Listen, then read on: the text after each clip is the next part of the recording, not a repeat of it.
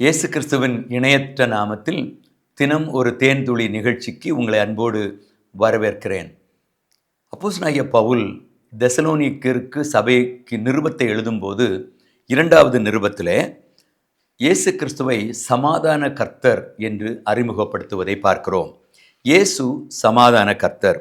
2 தெசலோனிக்கர் 3ஆம் அதிகாரம் 16ஆம் வசனத்திலே அவர் சொல்லுகிறார். 3ஆம் அதிகாரம் 16ஆம் வசனத்திலே, சமாதானத்தின் கர்த்தர் தாமே எப்பொழுதும் சகலவிதத்திலும் உங்களுக்கு சமாதானத்தை தந்தருளுவாராக, கர்த்தர் உங்கள் அனைவரோடும் கூட இருப்பாராக என்று அவர் வாழ்த்துகிறதை பார்க்கிறோம். அவர் சமாதானத்தின் கர்த்தர், சமாதானத்தின் தேவன் என்பதை அவர் வலியுறுத்த விரும்புகிறார். இந்த சமாதானத்தை கெடுக்கிறவனை குறித்து இந்த புத்தகத்திலே அதிகமாய் அவர் எழுதுகிறதை பார்க்கிறோம். அக்கிரமக்காரன் என்று 2ஆம் அதிகாரம் 8ஆம் வசனத்திலே சொல்லுகிறார். இந்த உலகத்திலே சமாதானம் கெடுக்கப்படுகிறது. சமாதானத்தை மனிதர்கள் இழந்து விடுகிறார்கள். ஏன் இழந்து விடுகிறார்கள் என்று சொன்னால், அவருடைய வாழ்க்கையிலே நடைபெறுகிற சில சம்பவங்களினாலே, இல்லாவிட்டால் வேறு மனிதர்களினாலே, இவை எல்லாவற்றினாலும் அவர்கள் சமாதானத்தை இழந்து வாழுகிறதை பார்க்கிறோம். இந்த சமாதானத்தை இழந்து வாழ்வதற்கு காரணம் மனிதனாக இருக்கலாம், நாமாக இருக்கலாம், இல்லாது உலகத்தில் நடைபெறுகிற சில சம்பவங்களாக இருக்கலாம். எல்லாவற்றின் பின்னணியிலும் ஒரு அக்கிரமக்காரன் இருக்கிறான். அக்கிரமக்காரனாகிய பிசாசு சமாதானத்தை கெடுப்பதற்கு வந்தவன், சமாதானத்தை அழிப்பதற்கு வந்தவன். யோவான் சுவிசேஷத்திலே இயேசு கூறினார், திருடன் திருடவும் கொல்லவும் அழிக்கவும் வருகிறான் என்று சொல்லுகிறார். அப்படியானால் சமாதானத்தை கெடுப்பதுதான் பிசாசுனுடைய வேலை.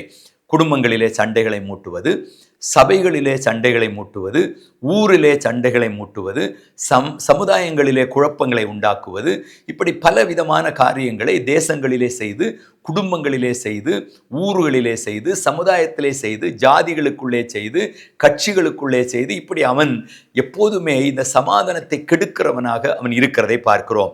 இப்படி சமாதானத்தை கெடுக்கிற இந்த அக்கிரமக்காரனை ஆண்டவர் நிக்கிரகம் பண்ணுவேன் என்று சொல்லுகிறார்.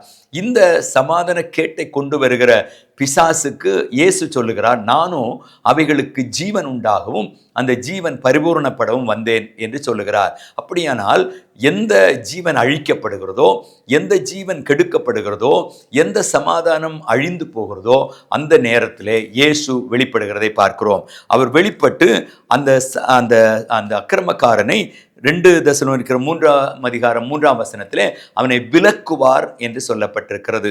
அனுதினமும் அவர் விலக்கி கொண்டே இருப்பார். உங்கள் வாழ்க்கையிலே, என்னுடைய வாழ்க்கையிலே அக்கிரமக்காரன் சமாதானத்தை கெடுப்பதற்கு வருகிற நேரத்திலே இயேசுவின் இரத்தத்தின் மேலே நாம் நம்பிக்கை வைத்து, அவர் மேலே விசுவாசம் வைத்து, இயேசு சமாதான கர்த்தர் என்பதை நாம் உணர்ந்து, சமாதான காரணர் என்பதை உணர்ந்து, சமாதானத்தை உண்டு பண்ணும் ஆக்கினை அவர் மேல் வந்தது என்பதை உணர்ந்து, அவரையே நாம் நோக்கி பார்க்கிற நேரத்தில் இந்த உலகத்தின் வாழ்க்கை முழுவதிலும் அவர் நமக்கு சமாதானத்தை கட்டளையிடுவார். எல்லா சூழ்நிலைகளிலும் சமாதானத்தை கட்டளையிடுவார்.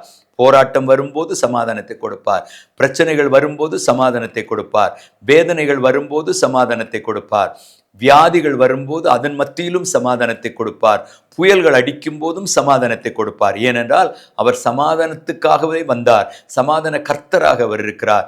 சமாதானத்தின் காரணரும் ஊற்றுமாக அவர் இருக்கிறார். இன்றைக்கு காலை வேளையிலே அருமையான தேவனுடைய பிள்ளைகளே, உங்கள் வாழ்க்கையிலே சமாதான கேடுகள் வரும்போது அவரை நோக்கி பார்ப்போம். ஏனென்றால் அவர் சமாதான கர்த்தர்.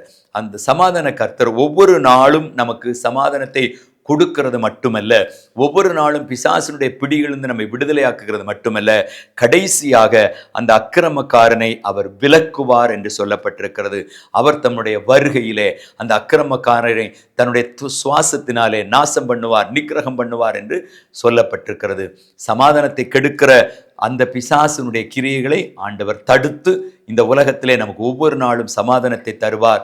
அதே வேளையிலே கடைசி நாளிலே ஆண்டவர் இயேசு இந்த உலகத்தில் வரும்போது இந்த 1 தெசலோனிக்கர் சொல்லப்பட்டது போல அவர் தன்னுடைய நாசியின் சுவாசத்தினாலே அவனை அழித்து அக்கிரமக்காரனை விலக்கி விடுவார். அப்படிப்பட்ட சமாதானத்தின் தேவனை நாம் தேவனாக கொண்டிருக்கிறோம். ஆண்டவர் இயேசு கிறிஸ்து சமாதானத்தை தருகிறவர். அந்த சமாதானத்தை இந்த நாட்களிலும் வருகிற நாட்களிலும் அவருடைய வருகையின் போதும் உங்கள் அனைவருக்கும் தேவன் தந்து உங்களை ஆசீர்வதிப்பாராக. தேவ கிருபை உங்களோடு கூட இருப்பதாக. ஆமென்.